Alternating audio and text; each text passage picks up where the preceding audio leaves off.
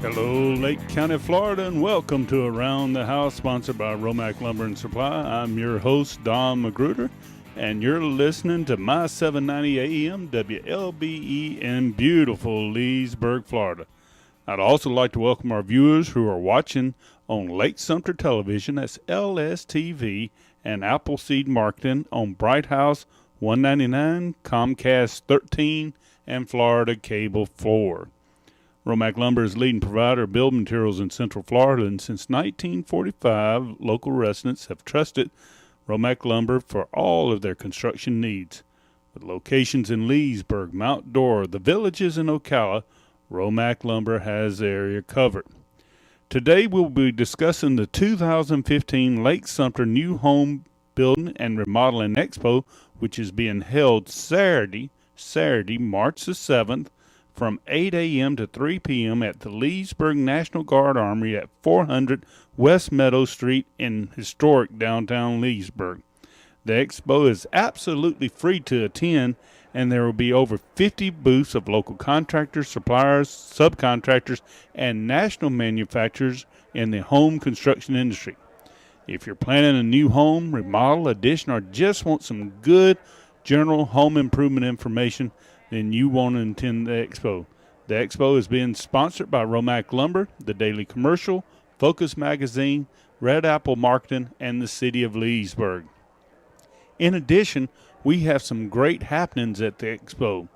First, the Leesburg High School Swing Band will be there performing, plus the band parents will be serving up some great food, so please come out and support those folks. Next, you can come by and register $1,000 in cash that will be given away for someone for just attending that day. WLBE is going to be out there with a live remote. And, of course, we're going to have the Lap Against Hunger, the second annual, which benefits the Lake Cares Food Bank. And we're going to be talking a lot about that in the second half of the program. We are super excited to have a special celebrity guest attending the expo, who will be meeting fans and signing autographs, and just happens to be our guest today. He's ShaneMatthews. He's one of the great Florida quarterbacks. In Florida Gator lore, ShaneMatthews was probably the first great quarterback in the Spurrier area, even though he wasn't recruited by Spurrier.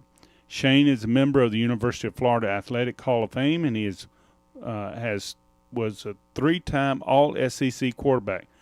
Plus, he quarterbacked the Gators to their first official SEC championship.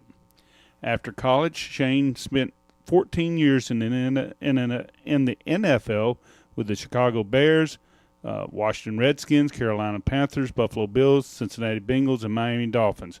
ShaneMatthews is truly one of the Gators' great quarterbacks. With that, I'd like to introduce ShaneMatthews. Thank you for joining us today, and Shane, we look forward to having you at the expo this year. Well, Don, I'm excited to be here and look forward to that Saturday, seeing a lot of folks out there. Well, Shane, not many people know this, but you're not from the state of Florida, but rather Mississippi. Now, I happen to know that fact because I'm from Mississippi, and I'm probably one of the few people that have seen you play high school football before. In fact, you're from an area where I grew up. It's Pascagoula, Mississippi, and you were an all-state high school quarterback who won a state championship. Talk a minute about your years of playing high school football in Mississippi, and then how did you end up here in Florida? Well, playing high school football in Mississippi, there's a lot of great athletes. For a long time, per capita, the state of Mississippi put more players in the National Football League than any other state. Mm-hmm. So there's tremendous athletes. Friday nights, as you know, it's similar to Florida high school football, but it's like that movie Friday Night Lights where the town shuts down and everybody's at the game. So it was a lot of fun. I mean, we like you said, we had a great high school team my senior year winning the state championship there. It was a lot of fun. I was recruited by a lot of schools in the South. I wasn't very big, still not very big today, but I probably wouldn't be recruited these days, Don. I was only about 6'2", 165 pounds when I signed my scholarship at Florida. But I took my visit to Florida State, and LSU. My dad and mom both attended Ole Miss. My dad was a football player at Ole Miss, but for whatever reason, I didn't think it was the right fit for me. And basically, I wanted to play in the SEC, and it came down between Florida and LSU. even though LSU was much closer to home, and my best friend, who was my center, had signed with LSU. They thought I was going to go there, but I chose Florida. I thought it was a great school academically, but it had everything I wanted. They offered everything I wanted. And Shane, I think we probably need to paint the picture a little clearer.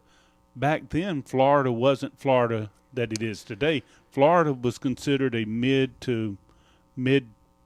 SEC team at best. Would that be a fair assumption? Yeah, it would. They hadn't won anything actually. LSU, the Alabamas of the world. I wanted to go play at Alabama just because of the history and all that stuff. But they were one of the only schools in the Southeast that didn't recruit me. But yeah, you're right. Florida did not come on the scene of winning championships and the program that people nowadays think about the program until 1990 when Steve Spurrier was introduced as the head coach. When he got introduced as the head coach at the University of Florida, what was your first thoughts? Well, it's funny. A lot of people think, you see all the facilities and all this stuff that you see on the SEC network and you see during games nowadays. It wasn't like that back in, 88, 89 and before he got there. I honestly, when he was hired as the head coach, had never heard of the guy. Oh, really? There was no Heisman Trophy sitting around in the locker rooms like you see on Showcase now. It just, those times, recruiting was different back then. So I didn't really know who he was. So I looked into it with my dad, found out, obviously he was a Heisman Trophy winner, a great player, and was a tremendous coach at Duke, and saw what he did and thought it was a great fit for me. And I'm very fortunate that things worked out. Now, you mentioned your dad was a high school coach. He was a high school coach at Pascagoula High School. Looking back, how influential was your years in high school ball playing for Coach Matthews? Well, it was tough. People look at Steve Spurrier. He's calmed down a lot now since he's been at South Carolina. But if you go back to his coaching days at Florida when he was screaming and throwing his visor and all that stuff, people want to know, how did that affect you? It didn't bother me one bit because when you play for your dad, that's much tougher. So it prepared me for him. I think being a coach's son, growing up around it, even when I was a youngster, going out to the practices, it helped me understand the game mentally. And, yeah, I was blessed with a little bit of ability, but I think the mental part of the game allowed me to play under Spurrier and be able to play 14 years in the league. You're listening to Around the House, sponsored by Romac Lumber. We're having a great discussion today with ShaneMatthews, former Gator Great football quarterback, who's going to be at the March 7th Lake-Sumter new home building and remodeling expo. And we're talking about Shane's past. And Shane, Steve Spurrier becomes head coach at Florida. And how did you become the number one guy? How did you, I think you mentioned off there, and maybe you won't tell people, you started out as a redshirt, right? Well, I was redshirted my first year, and then I was a redshirt freshman under Galen Hall. He was fired, and then that's when Spurrier came in, and had never taken a snap in a collegiate game. And when he got here, I was pretty much buried fifth on the depth chart. But Spurrier, in his first meeting with the team before spring practice started, he said, "Look, I don't care who you are, what you've done. Everybody's going to be given an equal opportunity to show what they can do." Many coaches say that, and it's a lot of hogwash, but it was true. And so I kind of worked my way up in the spring, threw 3 touchdowns in the spring game, which we had it at the Gator Bowl in Jacksonville because they were tearing up the turf at Florida Field. Threw 3 touchdown passes, and then he named me the starter that before the fall season, and played 3 years for him. How did you do your first year? We went 9-2. We won the SEC. We were 7-0, but we weren't claimed champions due to some violations 5 or 6 years before that. But had a very good year. It was a lot of fun playing for him, and it just kind of, those early Spurrier teams kind of laid the foundation for Florida football. Looking back, how tough was Steve Spurrier as a quarterback, or as I know he focused mainly on quarterbacks, but as a quarterback coach? He's very tough. He's demanding. He wants perfection, but he also understands that quarterback is the hardest position in all of sports to play. He knew what you can and cannot do, but it was his job to push you to be the best. And if you understood that, you could handle his coaching. It was all constructive criticism. And as a player, when you make mistakes. You don't need a coach to get on you. And so I think it took different kind of players to play for him. But like I said, I wouldn't be where I am today if it wasn't for him. a lot of people consider Spurrier, Coach Spurrier, as the probably the godfather of the new college system today. Comparing to systems today versus what you guys ran back in 90, 91, 92, 93, what's the similarities, and where do you think it's better or worse? Well, I think he changed the entire conference. Before he got into the SEC, there was the Bo Jacksons, the Herschel Walkers. It was more ground and pound, and we would go 4 and 5 wides and throw it all over the ballpark. So he changed it, making it a little bit more exciting, I think, for fans to watch, and we scored a lot of points. You look at college football today, it's still kind of the same way. It's spread out, throwing the football, but your quarterback is doing a lot of running. He didn't ask his quarterbacks to do that, maybe because none of us were capable of running. Mm-hmm. But nowadays, most people are doing what he did, what he started in the SEC back in 1990, but just implementing the quarterback running the football a little bit more. Starting to see a lot of quarterbacks get dinged up, hurt, not be able to play the full year. Do you think this trend of a running quarterback and a arm quarterback is going to continue, or will the necessity because of injuries sort of revert back to the old Florida style of football? Well, if you look at two different ways, I think you're going to continue seeing running quarterbacks, dual threat quarterbacks in college football. I don't believe dual threat guys can work in the NFL. I mean, it's proven. I mean, Robert Griffin III, who wins the Heisman Trophy, I don't know if he'll pan out and be a good pro ever. You have to be able to throw the football in the National Football League. But to answer your question about college football, I think, if you can do both, that puts a lot of pressure on a defense. Okay, 1991, Florida wins its first official SEC championship. And a lot of people, I know the prior year you had a great year, but it's almost a stamp like Florida football's really on the way out or way up.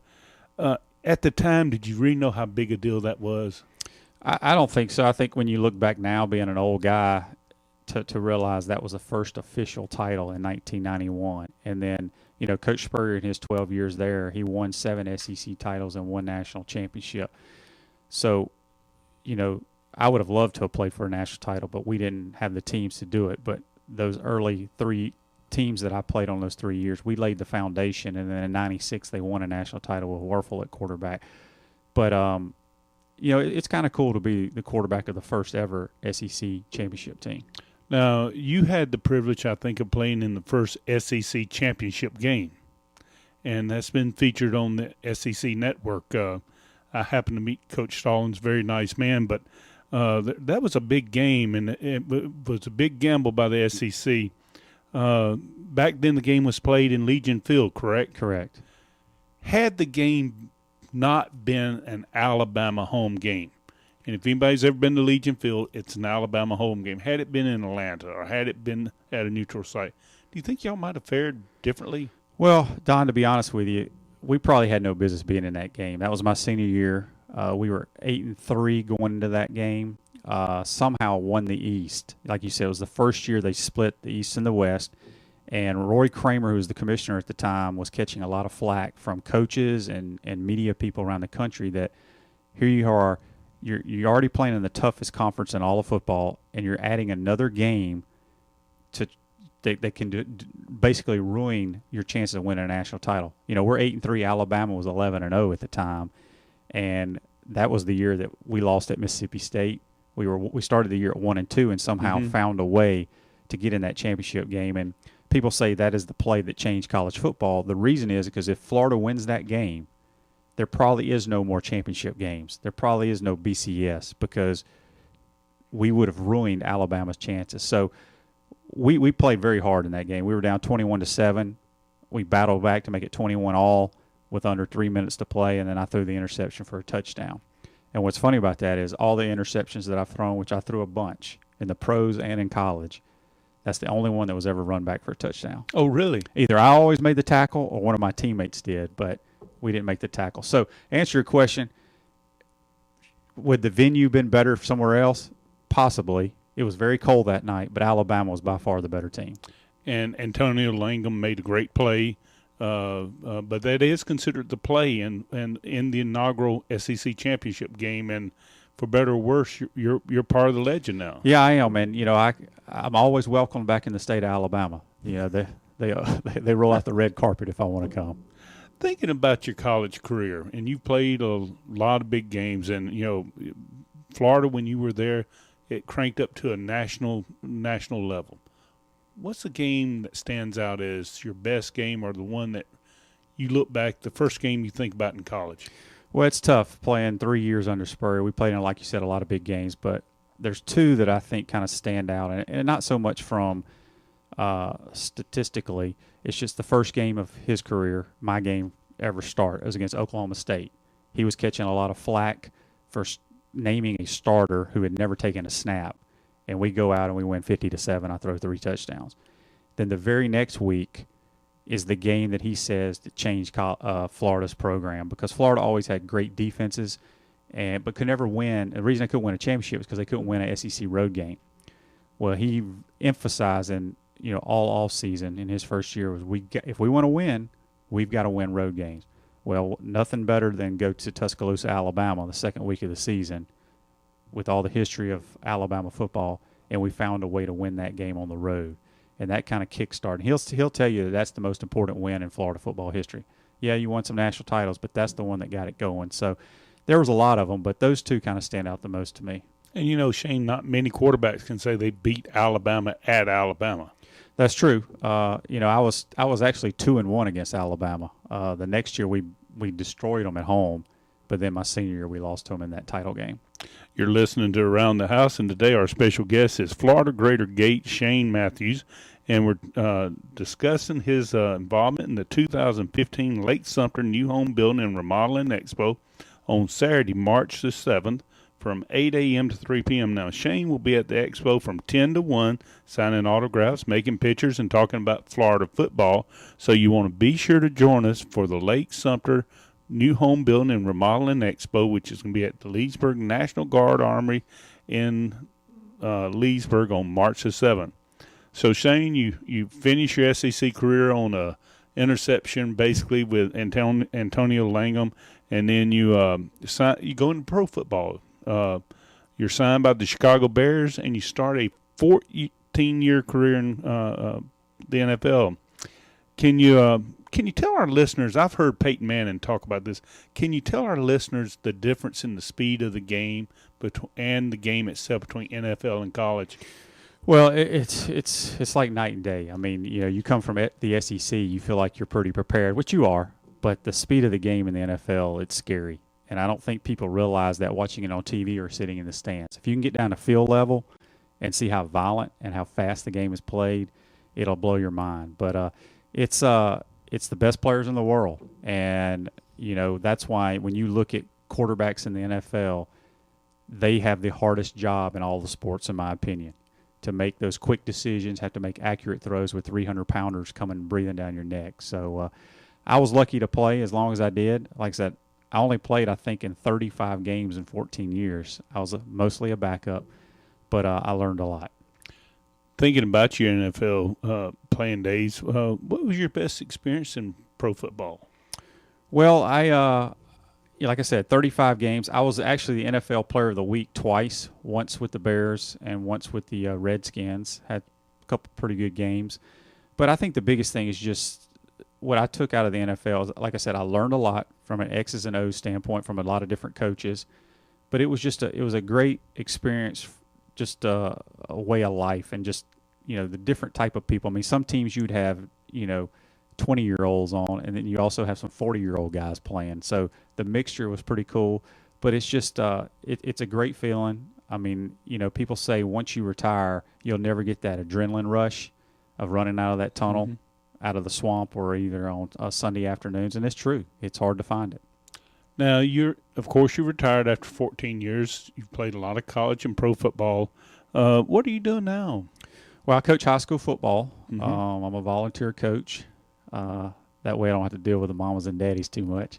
But I do that, and I also do a quarterback camp called Camp QB with Kerwin Bell, who's the head coach at Jacksonville University. We've been doing that for about 15 years. We have kids from all over the country that come to that camp. We only take 30 quarterbacks to keep it hands-on. We don't want a bunch of dudes running around. We want to be able to coach them up. So that's it. I basically do a little sports talk radio as well, and coach high school football. Yeah, I've heard you on Sports Talk. In fact, you sort of made a little headlines when you called out Urban Meyer a few years ago. Well, what happened was in the preseason, everybody wants you to come out and, okay, what's the Gators record going to be? And we're talking in August. So I looked at the schedule, and that was the year they lost to Ole Miss. But I knew Ole Miss had a very good quarterback. They had Mike Wallace at receiver and a bunch of other guys. I mean, they had some skill guys. And Houston Nutt was the head coach at the time, and he was always known to go into hostile environments and upset somebody. Right. So, and Florida had to play Tennessee the previous week. So I looked at the schedule, and I said, it just doesn't look right. I feel like Ole Miss could come in there and win that game. But things will still work out for Florida, and if they take care of their business, they can play for the SEC title. Well, he didn't like that. He didn't think I should pick against us, but nobody's going to listen to the radio show if you pick us to win every game, right, Don? Oh, yeah. So I picked us to go 11-1, lose to Ole Miss, but have a chance to win the SEC. They lost to Ole Miss. They won the SEC, and they won the national title that year. That's amazing. Now it's in March, or we're actually in January. It's a few months to the new Florida Gators season. They've hired a new coach, Coach McElwain, and he's getting his staff together. What do you think about Florida's prospects for 2015? How does ShaneMatthews view, if you had to predict, where's Florida going to be this year? Well, I think Florida's got a chance to win the SEC East. There's no dominant team over there. Nobody really has a quarterback either when you look at the SEC, and especially the SEC East. So defensively, we have a lot of great players. Will Muschamp and his staff did a tremendous job on that side of the ball. Coach McElwain, he's got to go find a quarterback that he can count on and be consistent. If he does that and finds a few playmakers on offense, they got a chance to win the East. I really believe that. What do you feel about Driscoll leaving the program? I know a lot of people felt like he needed to go because it's obviously he had lost confidence. Everybody lost confidence in him. Well, sometimes a change of scenery is good. Jeff Driscoll is as good a stand-up kid as you want to meet. I mean, he handled the whole situation very, very well. Things just didn't work out for him. He was the number one player in the country coming out. Things didn't work out. I think he'll do very well at Louisiana Tech. Okay. So think Florida can win the East next year? I do. Like I said, nobody has an established quarterback coming out of the East. I just think we got to score points. You got to find a way. Defensively, they're going to be strong. If they can find a quarterback that can make good, strong decisions, throw the ball accurately, they have a chance. At this point, how does Florida's recruiting look? Well, I think it's not real good at this moment, but you still got about 2.5 weeks to go. And with Coach McElwain assembling his staff finally and them out on the recruiting trail, I think they'll persuade some of these kids that they can come play right away and make a difference. In your opinion, what happened to Coach Muschamp? You know, everyone that knows him and has heard him, he seems like an outstanding coach. He's highly recommended. Why didn't he have success in Florida? Well, I think the biggest thing is the quarterback position and the offensive skill players. When you think of Florida football, you think of great quarterbacks the last 20-something years and scoring a lot of points. And he did a tremendous job. The guy can coach up some defense. He'll be another great head coach one day. Well, ShaneMatthews, we want to thank you for being our guest today. Very insightful. It's a pleasure to talk to you, someone from Mississippi also. But we're also looking forward to you joining us March 7th from 10 a.m. to 1 p.m. at the new home building and Remodeling Expo. And please make your plans to come meet Shane. He's a great guy to talk to, and I think you'll have a good time. Thank you for being with us.